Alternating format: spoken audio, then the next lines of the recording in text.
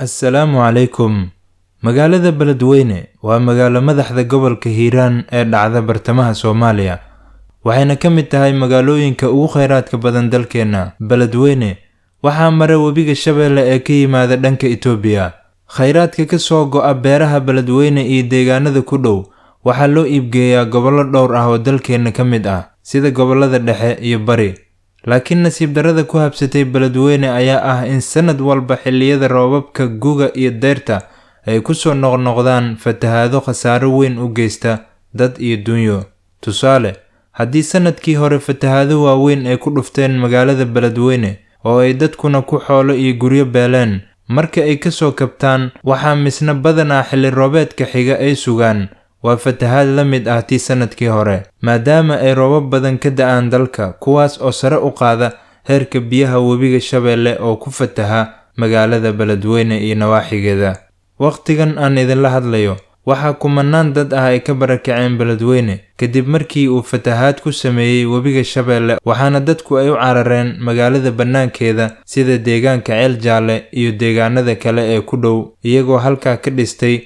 guryo ka samaysan cooshash iyo teendhooyin yaryar. Haddaba maxaa ka qaldan Beledweyne oo ay sanad walba dhibaatadani ugu dhacaysaa? Sababta ugu weyn ee webiga Shabeelle uu ugu fatahayo deegaanada uu maro ee dalkeena ayaa waxa ay tahay iyadoo magaalooyinkaasi aysan haysan biyo-xireenno, waxaana ay ahayd deertii bishii Oktoobar ee sanadkii hore markii sidan oo kale uu webiga Shabeelle ugu fatahay magaalada Beledweyne. Waxaa waqtigaasi magaalada Beledweyne booqday madaxda dowladda Soomaaliya oo uu ugu horeeyay madaxweynaha Soomaaliya Maxamed Cabdullaahi Farmaajo, iyadoo dowladdu ay ballan qaaday inay biyo-xireen ka dhisi doonto halka mar walba uu webigu ka sameeyo fatahaadda ee hili kaliya. Hase yeeshee nasiib darro mashruucaasi ma dhaboobin. Hay-adaha caalamiga ah iyo kuwa NGO-yada ayaa aad uga faa'iida mashaariicda gargaarka loogu talagalay reer Beledweyne,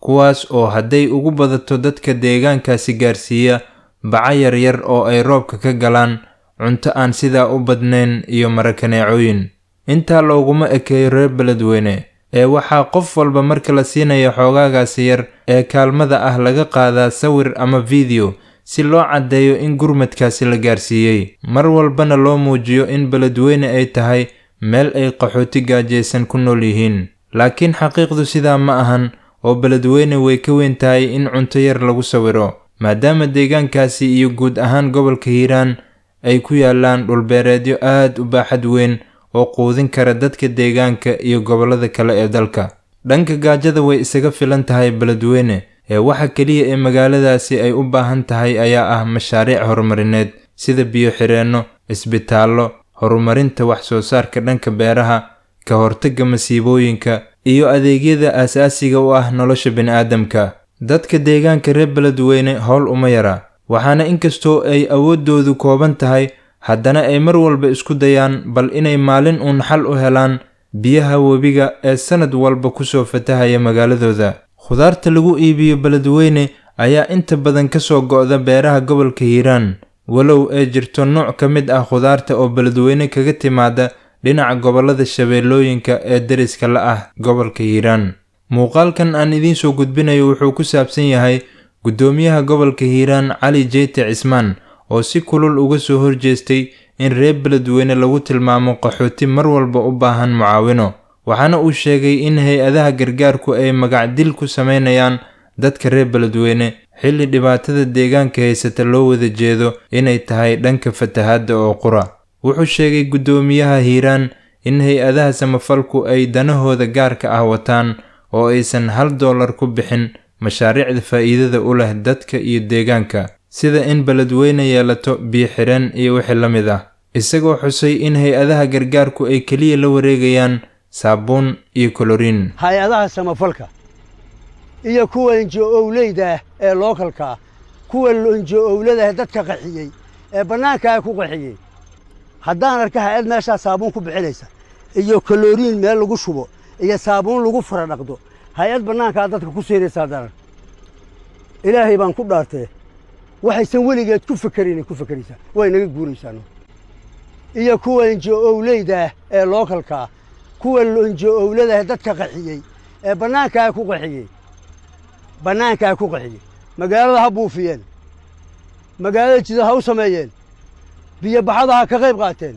$1 laguma bixi karo bannaanka hal shay bannaanka laguma bixi karo annagoo biyaha hor taagan yaa qaxiya dadka ma col baa galay col miyaa galay dadka annagaa u madaxee goormaan nidhi biyahan ha laga qaxo yaa iga haya yaa qaxiyey dadka waannu ognahay inji-owley oo baabuurrey iyo ciyaal yaryar oo magaciisiiya soo martay oo baktiya xaaraan ka shaqayne oo annaga biyahan xidhnaba faruuraysa inji-owley waay waannu ognahay iyo gacmo kaleba gacmaha kalena waa la soconnaa inji-owgii iyo hay-addii isku dayda bannaankaas inay wax ku bixiso biyaha cidda laga xiri lahay laga xiri laayaa waa suma wallaahi maxkamadaan la istaagayaano cidda $1 meeshaa ku bixisa ha la soo gudbiyo biyahanan xidhayna ha lagu bixiyo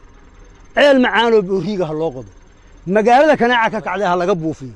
wasaqda biyaha oo meelaha ku go'doonto biyaha xareedda ku go'doomiyeen booyada inta keenaan ha ka dhuuqeen ha ka soo daadiyeen meeshii ay ka bixiyeenna ha ka wax bedela ha saareen ama laami ha saareen ama jaay ha saareen magaalada ha nagala shaqeeyeen xanuun badan baa ka iman karaya magaalada hay-addii meeshaa wax ku bixisa ciidamo boliisoo badan baa noo jooga militariyaa noo jooga nabad sugida noo jooga sirdoon badan baa noo jooga hal garaan hay-addii meeshaa ku bixisa suma wallaahi xabsigaad tegaysaan haddaad wax bixinaysaan developmenti soo aadano developmenti soo aada dhinaca horumarinta soo aada dib u dhiska soo aada maanta waxaan ku qabtay halkaa mid wada kartoono iyo caagado oo dhahaya UNHCR aan ahay UNHCR waa hay-addee noocee u taallaa hay-addii soo ma ahayn hay-adda qaxootiga adduunka maaha goormaa annagu qaxooti noqon goormaa reer beledweyne qaxooti noqdeen goormaan qaxooti noqonay reer beledweyne haddaan nahay annaga dadka madaxa adduunkana waa shumaahayn qaxooti horumarin baan u baahannahay eeg $5 bana waxa dhamanaysa ilaa maantana bannaankaa lagu haya war ma qaadanayno haddaan shalay indhaha ka qabsanayno maanta indhaha kama qabsan doono hay-adda wax bixinaysaa warqad baan u diray maalintan xafiiskeenna nala soo wadaagaanina waxaad dadka u qabanaysaan u haysaan laba hay-adaa soo jawaabtay laba bes kuwa kale maxay la aamuseen xaaraan bay ka shaqaynayaan soo maha waa inoo tahay micnaheedu ma aha inaan iska hadlayo maaha wallaahi ma iska hadlayo haddaan arka hay-ad meeshaa saabuun ku bixinaysa iyo kalooriin meel lagu shubo iyo saabuun lagu fara dhaqdo hay-ad bannaankaa dadka ku siiraysa haddaan arka ilaahay baan ku dhaartee waxaysan weligeed ku fakerayna ku fakeraysaa way naga guuraysaa of waa baxaysaa amarkeena hay-addaan ku shaqaynayno dadka in loo adeegaan u baahnano amarkeena in lagu shaqayna waa u baahnahay dalka annaga ka madaxa ciddii diidda oo u hoggaansan weyda guriga habarteeda ay u kacaysa dhanka kale beledweyne oo keliya ma ahan deegaanada kaafin kara baahida dhanka cunnada ee guud ahaan Soomaaliya ee waxaa jira gobollada shabeellooyinka iyo jubbooyinka oo ka mid ah goobaha ku habboon wax soo saarka beeraha kuwaas oo haatan ay ka soo go'aan dalagga beeraha ugu badan ee dalka laga isticmaalo waxaana haddii aan wax yar ka taabanno deegaanada beeraleyda ah ee dalkeena Soomaaliya aan ka xusi karnaa Jowhar, Wallaweyn, Balcad, Awdheegle, Afgooye, Qoryooley, Baydhabo, Bu'aale, Xudur, Shalambood, Jannaale, Jamaame, Sanguuni, Afmadow, Jilib, Saakow, Doolow, Baardheere iyo qaar kale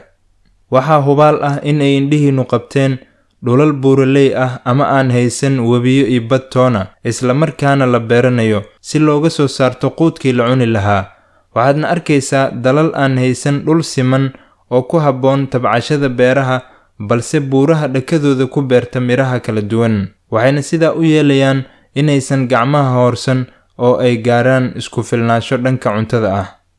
haddaba dhulku waa hodan waxa kaliya ee loo baahan yahay ayaa ah in la isticmaalo maskax si loo soo saarto khayraadka uu Ilaahay dhulkani ku manaystay si looga kaaftoomo gargaarka bani'aadanimo ee hay-adaha samafalku ay mar walba u qoondeeyaan shacabka Soomaaliyeed